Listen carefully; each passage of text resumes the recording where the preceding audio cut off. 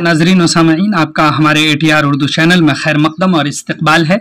आज हम आपके सामने एक नए वीडियो के साथ हाजिर हुए हैं। ये वीडियो बहुत इंपॉर्टेंट है, इससे हर बार और हमेशा कुछ ना कुछ क्वेश्चन सब पूछे ही जाते हैं और ये यूं भी आप अगर जान लेंगे तो इसमें कुछ सिन्फ़ों का तारुफ करवाया गया है। वो सिन्फ़ से गहरा ताल्लुक़ है, उस सिन्फ़ को समझना चाहिए और इसके अहम अहम क्वेश्चन आप याद रखिए। ख़त है तो देखिए, ख़त कहते हैं खैरियत की तरसील और तबादले ख़यालात का बुनियादी ज़रिया है। ख़त किस चीज़ का ज़रिया है? तो खैरियत की तरसील और तबादले ख़यालात। खैरियत तो आप जानते ही, तरसील कहते हैं पहुँचाने को। ये खैरियत की तरसील यानी ख़बर खैरियत आदान प्रदान करने को, और तबादले ख़यालात अपने ख़यालात को दूसरे के ख़यालात से बदलने को तबादले ख़यालात कहते हैं। एक दूसरे की बात करने को का बुनियादी ज़रिया है। ये उसे लिखा जाता है, ये ख़त जो लिखा जाता है किसे लिखा जाता है? उसे लिखा जाता है जो हाजिर नहीं होता है, यानी गायब शख्स को ख़त लिखा जाता है। इंसान अपनी किसी ज़रूरत से, चाहे वो ज़ाती हो या कौमी, ख़त लिखता है।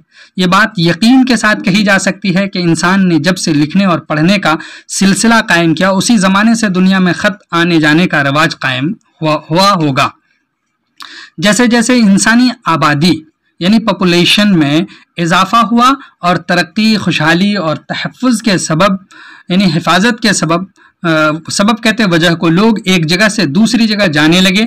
शायद इन्हीं दिनों कबीले की जमा है, ये कबीले खुद जमा है, कबीला की जमा कबीले और कबाइल के अहवाल जानने और बताने के लिए ख़त का पहले पहल इस्तेमाल किया गया। अहद जदीद में, अब ये तो कदीम की बात होगी, अहद जदीद की बात कर रहे हैं। अहद जदीद का मतलब नए दौर में, मॉडर्न एज। अहद जदीद में बिलखुसूस मगरबी तालीम के फ़रोग़ के ज़माने में मकतूब नवीसी का बाज़ाब्ता, जिसको बाज़ाब्ता को बाकायदा कहते हैं, सिलसिले में इस वजह से कायम हुआ क्योंकि इन खतूत के लाने और ले जाने का इदारा जाती इस्तेहकाम मिला। यानी इसको फ़रोग़ इसलिए मिला, इसकी तरक्की इसलिए हुई कि इसको बाज़ाब्ता एक इदारे के तौर पर इसमें काम होने लगा। हिंदुस्तान में भी 16वीं सदी में, अब ये पूछा जाएगा हिंदुस्तान में कब इसका आगाज़ हुआ खतूत का, तो 16वीं सदी के आगाज़ में शेर शाह सूरी ने महकमा डाक जैसी इब्तिदाई तंजीम को कामयाबी के साथ कायम किया। किसने कायम किया था? शेर शाह सूरी ने।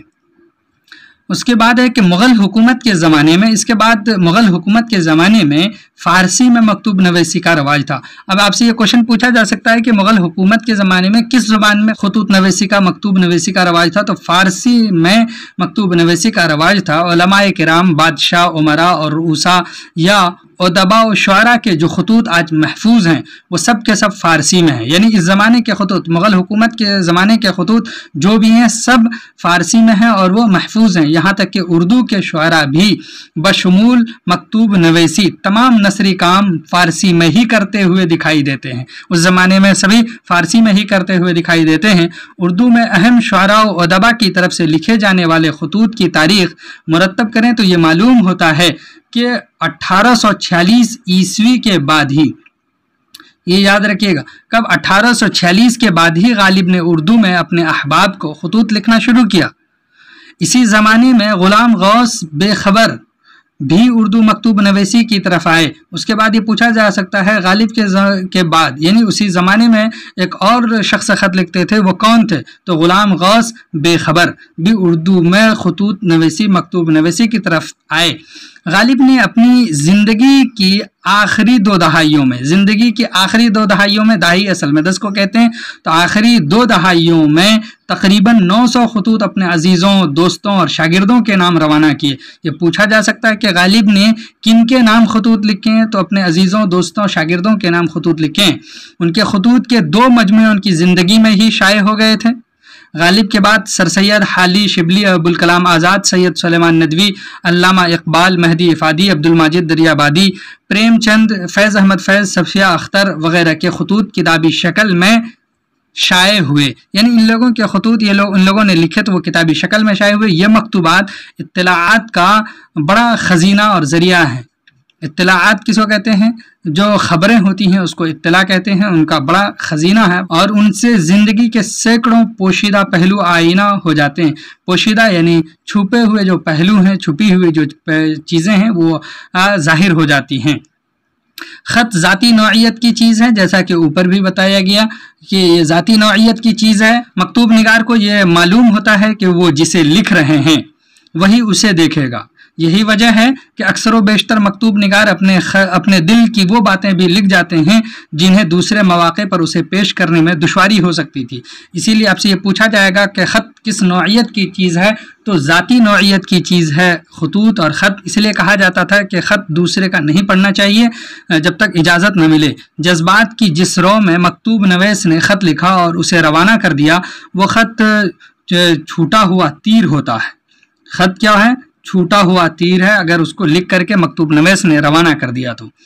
یہ آپ کو پوچھا جائے گا کہ چھوٹا ہوا تیر کس کو کہا ہے، تو خط کو چھوٹا ہوا تیر کہا ہے، یہ یاد رکھیے گا پوائنٹ۔